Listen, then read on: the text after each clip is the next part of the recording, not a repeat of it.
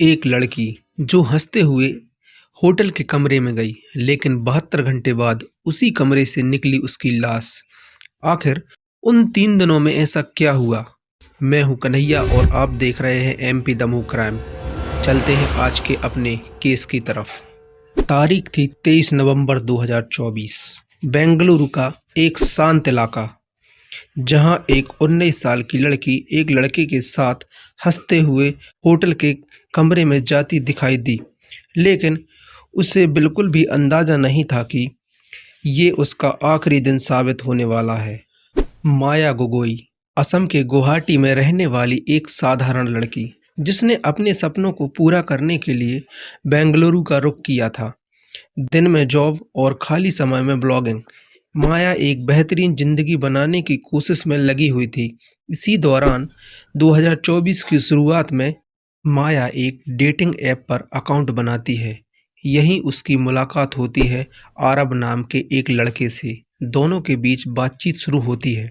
धीरे धीरे मुलाकातें बढ़ती हैं और एक भरोसा भी बनने लगता है। 23 नवंबर 2024 माया अपने घर से ये कहकर निकलती है कि ऑफिस की पार्टी में जा रही है, लेकिन असल में वो मिलने जा रही थी आरव से।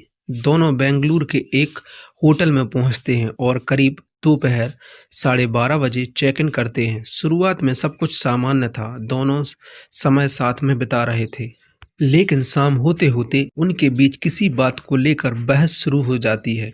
पुलिस जांच के मुताबिक यह बहस धीरे धीरे इतनी बढ़ती जाती है कि मामला हाथापाई तक पहुंच जाता है। गुस्से में आकर आरव एक खतरनाक कदम उठा लेता है। वह चाकू से माया पर हमला कर देता है। माया मदद के लिए चिल्लाती, लेकिन बंद कमरे के अंदर उसकी आवाज़ बाहर तक नहीं पहुंच पाती है। कुछ ही मिनटों में माया की मौत हो जाती है। हत्या के बाद आरव घबरा जाता है। वह समझ नहीं पाता है कि अब क्या करे। करीब 2 दिन तक वह उसी कमरे में रहता है।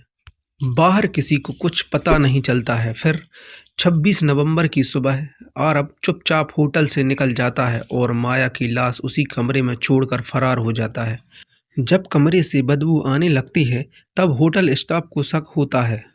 पुलिस को सूचना दी जाती है। दरवाज़ा खोला जाता है तो अंदर का नज़ारा देख सबके होश उड़ जाते हैं। बेड पर माया की लाश पड़ी होती है और पूरा कमरा खून से सना होता है। पुलिस तुरंत जांच शुरू करती है। सीसीटीवी फुटेज में माया के साथ आखिरी बार दिखने वाला लड़का आरव ही होता है। अब पुलिस उसकी तलाश में जुट जाती है। मोबाइल लोकेशन और तकनीक की मदद से आखिरकार कुछ ही दिनों में आरव को पकड़ लिया जाता है। पूछताछ में आरव अपना गुनाह कबूल कर लेता है। उसके मुताबिक उसे शक था कि माया और किसी से भी बातचीत करती है और इसी शक ने उसे इस रिश्ते को ख़त्म करने पर मजबूर कर दिया। एक सपना जो बेंगलुरु आकर शुरू हुआ था, वो वही ख़त्म हो गया। ये केस हमें सिखाता है कि किसी भी रिश्ते में जल्दबाजी और अंधा भरोसा कभी कभी जानलेवा साबित हो सकता है।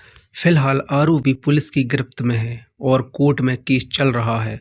अब फैसला अदालत करेगी, लेकिन सवाल ये है, क्या एक शक किसी की जान लेने का कारण बन सकता है? आपको क्या लगता है, क्या सिर्फ शक के कारण किसी की जान ली जा सकती है? कमेंट में ज़रूर बताएं। अगर आपको ये कहानी सही और सच्ची लगी हो तो वीडियो को लाइक और शेयर ज़रूर करें और ऐसे ही क्राइम स्टोरी के लिए चैनल को सब्सक्राइब करना ना भूलें। मिलते हैं किसी और नए केस के साथ। जय हिंद, जय भारत।